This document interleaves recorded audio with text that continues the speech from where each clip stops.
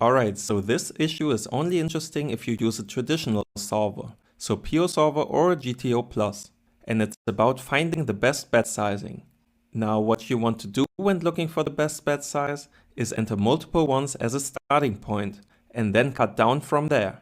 So say we want to look at a big blind 3-bet against the UTG call. Then we can go ahead and open the default sim from our sim folder, and we see that I put in some of the most common bet sizes for that spot.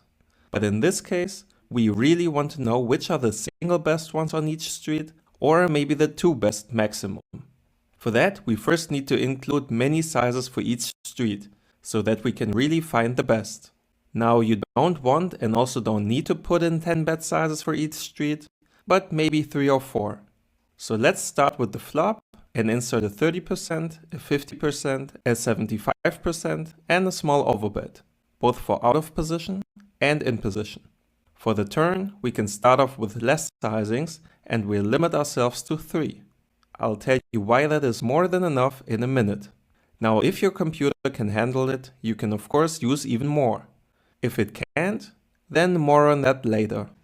Now that we have this big tree, let's run the sim and see what happens. Now, before we even concern ourselves with the strategy the solver shows us and analyze it, we look at the sizings that are being used.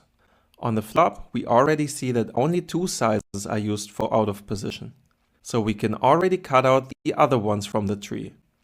And since 30% and 50% are quite close to each other, it doesn't really make sense to try to learn a solution which splits its range into a 30% and a 50% sizing.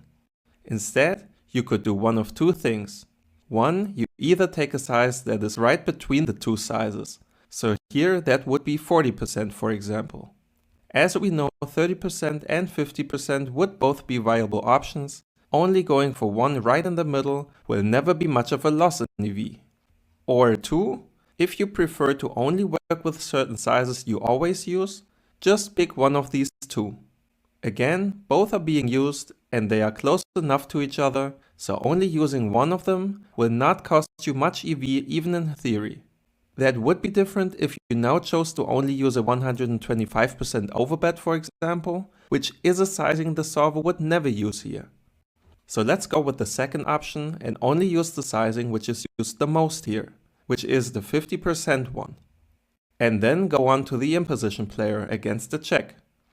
Here it is a clear choice and only the 30% is used, so we'll cut all the rest. And now we can already rerun the simulation. We're not touching turns and rivers yet.